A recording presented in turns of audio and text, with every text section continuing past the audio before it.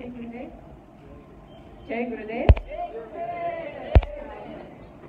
My name is Abhirami, and I would like to share a story about Guruji with all of you. And the story actually happened a very long time ago. I don't even remember which year now. It was, I think, maybe second or third year since I knew Guruji. And I met him first in 2007. So at that time, there was one family that was very close to me. It wasn't like my relatives or anything, but it was just very close to this family. And in this family, there was a big loss.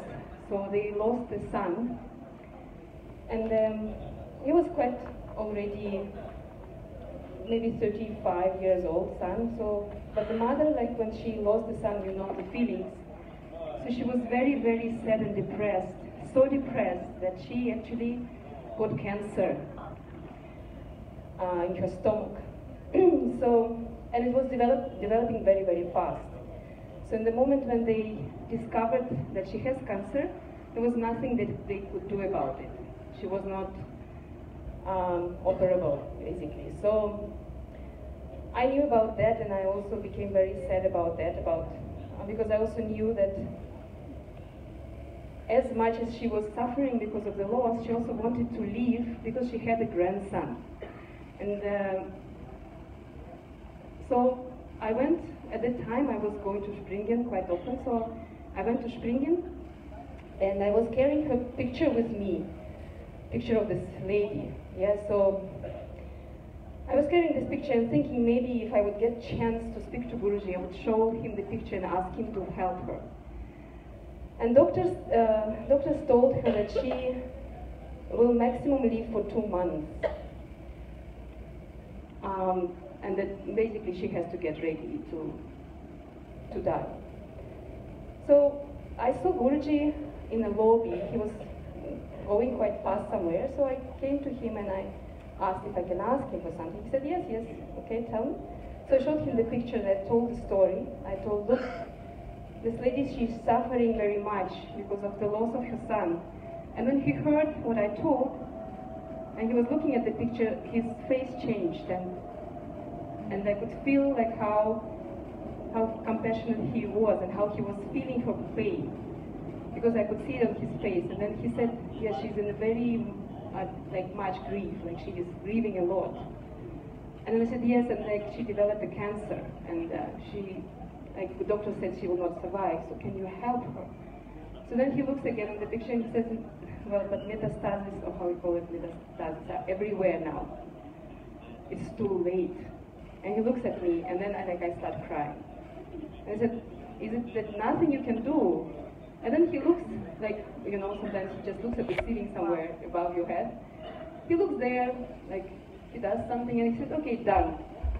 And he gives me the picture back and he goes. And I'm crying in this lobby, and I'm saying, no, he's just gone, and I don't know, I go to my room, I continue crying, and then I hear his voice in my head. What are you crying about? I told you it's done. So I thought, okay. So then, after 2 months, of course, nothing happened. She didn't die. And she didn't die after 1 year and 2 years and 3 years. She continued living, and she was happily taking care of her grandson, stopped there inside of her, and he gave her enough time to enjoy that grandmotherhood that she wanted to enjoy, to experience.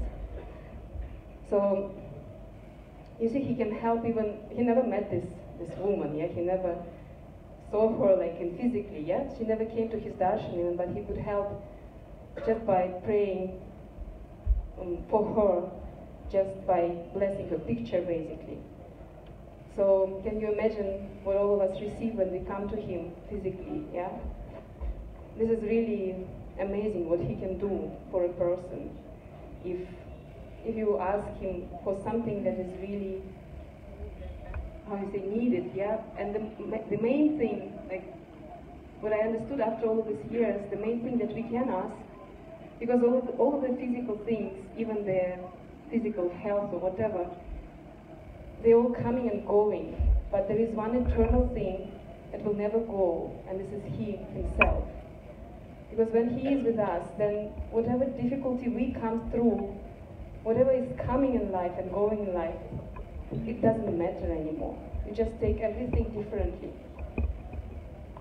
I wanted to share also some more things because, you know, I'm organizing pilgrimages, trips for Guruji in India. So he's a boss in many ways. For me also in a very practical way in organizing. Yes, so he's of course guiding, giving instructions how to do that. But what I noticed through all of these years that he never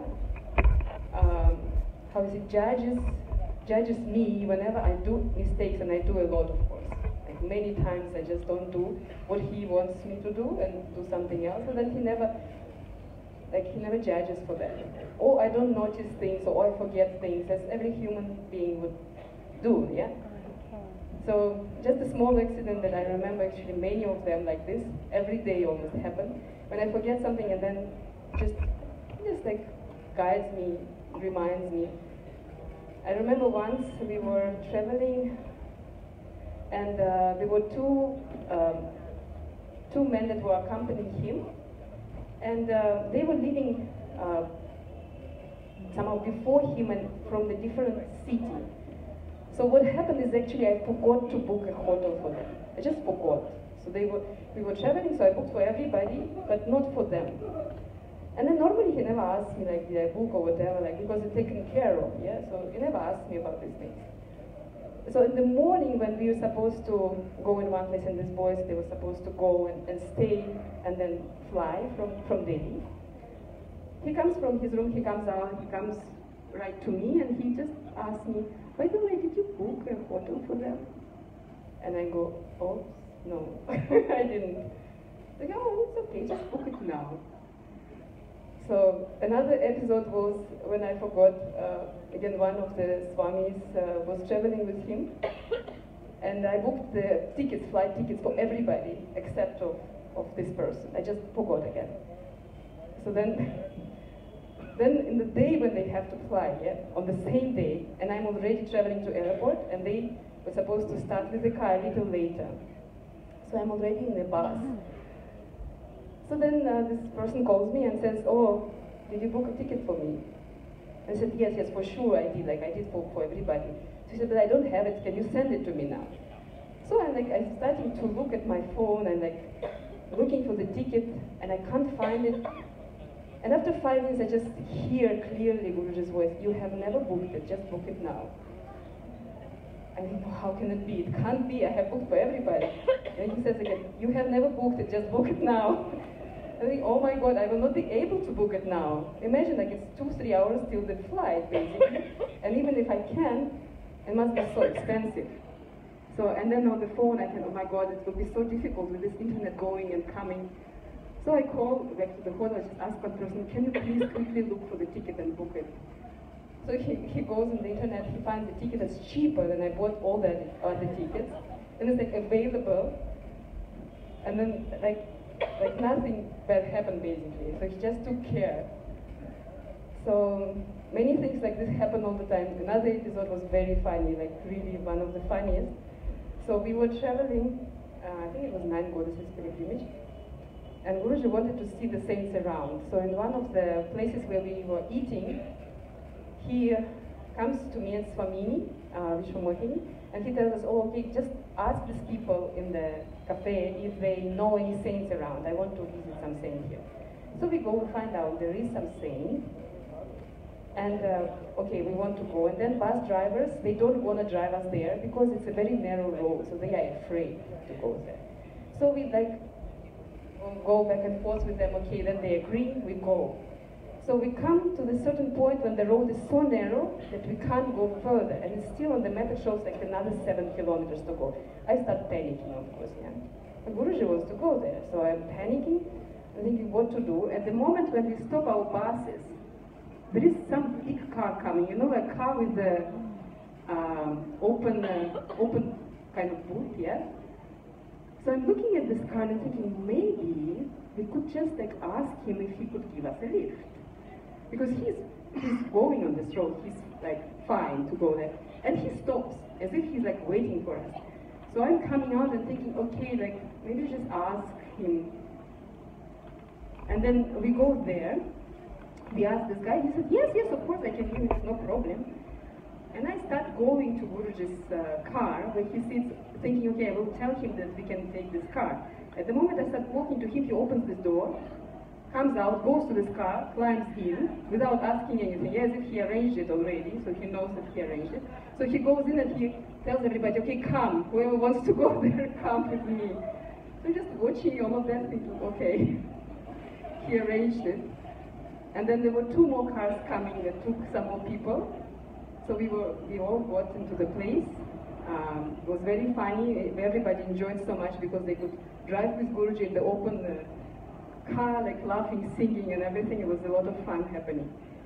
So yeah, so he arranges how also devotees were telling before. He arranges every little thing, and you always get amazed what capacity like he has here to arrange it for everybody, because every single devotee can share stories.